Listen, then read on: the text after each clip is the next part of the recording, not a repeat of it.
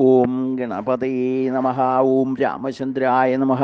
പ്രിയപ്പെട്ടവരെ, നമ്മളിന്ന് പരിശോധിക്കുന്നത് വാൽമീകി രാമായണം ആരണ്യകാണ്ഡം 21 സർഗമാണ്. കഴിഞ്ഞ സർഗം അവസാനിക്കുമ്പോൾ ഖരനാൽ പറഞ്ഞയക്കപ്പെട്ട 14 രാക്ഷസന്മാർ രാമൻ്റെ ബാണത്താൽ കൊല്ലപ്പെട്ട വിവരം നമ്മൾ മനസ്സിലാക്കി.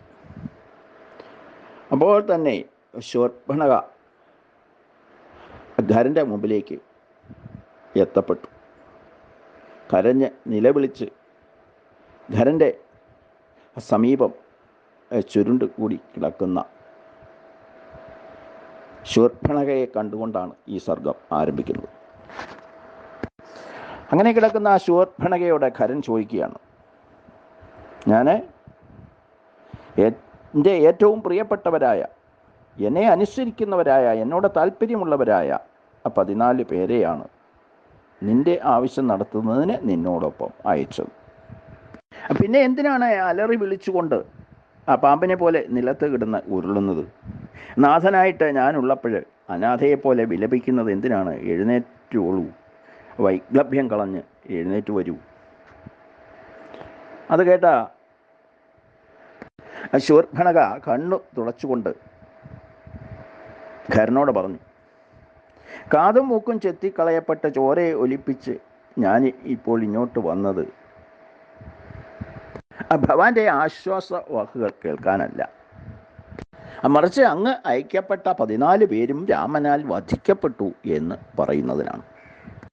ക്രുദ്ധരായിട്ട് ശൂരവും പട്ടിശവും കയ്യിലേന്തി ചെന്ന അവരെ അമ്പെയ്ത് രാമൻ കൊന്നുകളഞ്ഞിരിക്കുന്നു.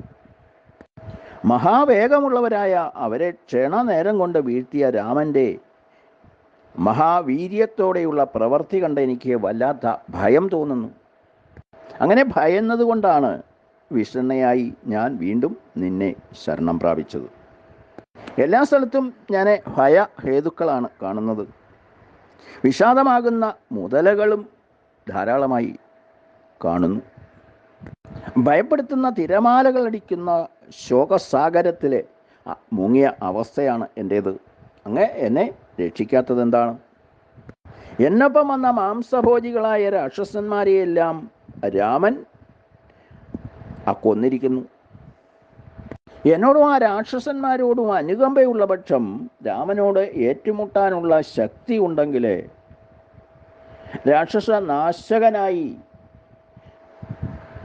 ദണ്ഡകാരണ്യത്തിൽ വസിക്കുന്ന രാമനെ വധിക്കണം. അങ്ങനെ ചെയ്യുന്നില്ലെങ്കിൽ ഭവാന്റെ മുമ്പിൽ ഞാൻ ശങ്ക കൂടാതെ തന്നെ പ്രാണനെ ത്യജിക്കുന്നതാണ്. അങ്ങ് ബലവാനാണ് എന്ന് വീരവാദം മുഴക്കുന്നതേ ഉള്ളൂ, യഥാർത്ഥത്തിൽ ബലമില്ല എന്നാണ് ഞാൻ മനസ്സിലാക്കുന്നത്. ശൂരനെന്ന് നടിക്കുക മാത്രമാണ് ഉള്ളത്, യഥാർത്ഥത്തിൽ ശൂരനല്ല. ഇല്ലാത്ത വിക്രമം ഉണ്ടെന്ന് വരുത്തി തീർക്കുന്നവനാണ് എന്നാണ് ഞാൻ മനസ്സിലാക്കിയത്. അതുകൊണ്ട് മൂഢ, ഒന്നുകിൽ അവരെ കൊല്ലുക, അല്ലെങ്കിൽ വേഗം ഓടിപ്പോവുക. കുലം കെടുത്തിയവൻ എന്നുള്ള നിലയിൽ ഓടിപ്പോകുന്നതാണ് നിനക്ക് നല്ലത്. മനുഷ്യന്മാരായ ആ രാമലക്ഷ്മണനെ കൊല്ലാൻ നീ ശക്തനല്ല. പൗരുഷമില്ലാത്തവനായ അല്പവീര്യവാനായ നിന്റെ ഇവിടുത്തെ വാസം കൊണ്ട് കാര്യമൊന്നുമില്ല. രാമൻ്റെ തേജസ് കൊണ്ട് നിനക്കുടനെ നാശമുണ്ടാകും. ദശരഥപുത്രനായ രാമൻ അത്ര തേജസ്സുള്ളവനാണ്. എന്നെ വിരൂപയാക്കിയ രാമൻ്റെ അനുജനും മഹാവീര്യവാനാണ്. ഈ വിവരങ്ങൾ പറഞ്ഞുകൊണ്ട് വയറ്റത്തടിച്ചുകൊണ്ട് രാക്ഷസി വീണ്ടും നിലവിളിച്ചു.